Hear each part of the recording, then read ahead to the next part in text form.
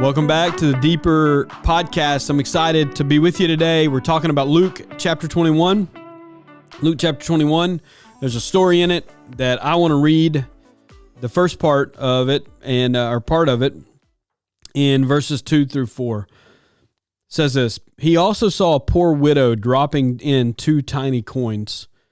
Truly I tell you, he said, this poor widow has put in more than all of them, for all these people have put in gifts out of their surplus, but she, out of her poverty, has put in all she had to live on. In a world that celebrates big gifts, and you hear of all these celebrities and very wealthy people giving out huge sums of money and their names being put on buildings, Jesus notices that there is a widow here that has quietly put 2 coins in the temple offering.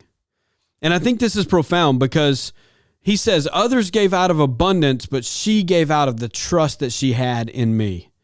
Her offering would not have been impressive by any human standards. Like, none of us would have looked at this woman and said, wow, she just really outdid herself there. But to Jesus, this gift that this lady gave of the 2 tiny coins, he saw it as priceless. Why? Because she trusted him. And so just a couple of things, just a couple of application points I see here.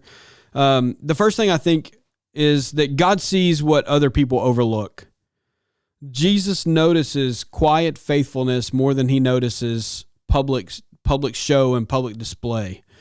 And God always sees everything. And he actually sees not just the actions, but he sees to the heart of it. And so I think that's important, that when other people overlook things, God still sees them. And then I think the thing that makes Jesus so impressed by what this widow did was she gave from the heart. See, true generosity is not about the size of the gift. It's about the depth of the trust and the sacrifice that you're making for Jesus.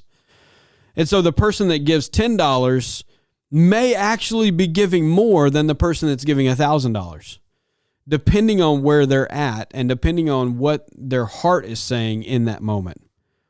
I think another thing I see here in Luke 21 is that we've got to trust God with our life. If we're truly going to be generous people, we have to trust God with our life, and we have to trust God even when it hurts. It's interesting, whatever we surrender to him, he can use. And so maybe in this widow's life, it looks like a little, but in fact, Jesus says, this is all she had to live on. She was giving everything, while others were giving out of their surplus. And so I think that leads me to the next point, that we've got to trust God with our little. Sometimes we think, well, I just can't, I'm not going to make that big a difference. And that widow could have said that, well, my little 2 tiny coins aren't going to do much. But it wasn't really about the amount. It was about the heart behind it. Did she trust God enough to provide for her needs? Did she trust God with the little? And she did. And God can take those little things and make a lot out of them. I think about the boy, where they're looking at 5,000 men plus women and children. And the disciples are like, how are we going to feed them? In fact, Jesus asked, how are we going to feed these people? And the disciples are like, I don't know. I mean, we could go to the store, but H-E-B's not going to have enough. I can see John and Peter like discussing, well, if we go to H-E-B and Walmart, maybe we'll have, no. Jesus had a plan, and it was a boy with 5 loaves of bread, 2 fishes. And as he took that little boy's little and made it to where they had 12 baskets full and overflowing with leftovers. So trust God with your little. And then I think the last thing I would say about Luke 21 is that we've got to live with open hands.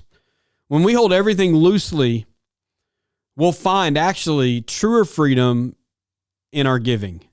When we hold everything loosely, I think about the experiment with the monkey. Maybe you've heard about this experiment before, but they put a banana in a cage, and there was a hole in the cage that was big enough for the monkey to put his hand in, but if he grabbed onto the banana, he could not get it out. But yet if he were to let the banana go, he could have got his hand out easily, and he was trapped because he couldn't find himself. He couldn't find it himself to let go of the banana. And when we hold on to our possessions with a closed hand, that's exactly how we're living. We are not living in freedom. We're living under the trap and the illusion of freedom. And so when we come to God with open hands saying, God, it's all yours. You do with it what you want. And if you want me to give it all, I'll give it all away. That's where true freedom and joy comes in giving. I think about the rich young ruler.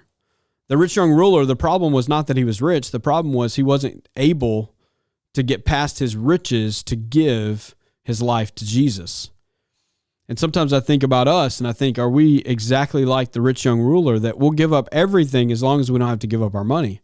We'll give up our time. We'll serve. We'll use our talents for God.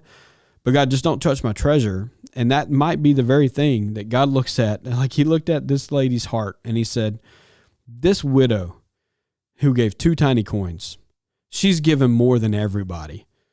Now listen, she did not give more than anybody that day monetarily, but she had given her heart to Jesus and she was living with an open hand toward God. And so let's just be people that are generous. Let's be people that live with an open hand toward God and live in freedom and know that God sees every single thing that we do and every intention of our heart.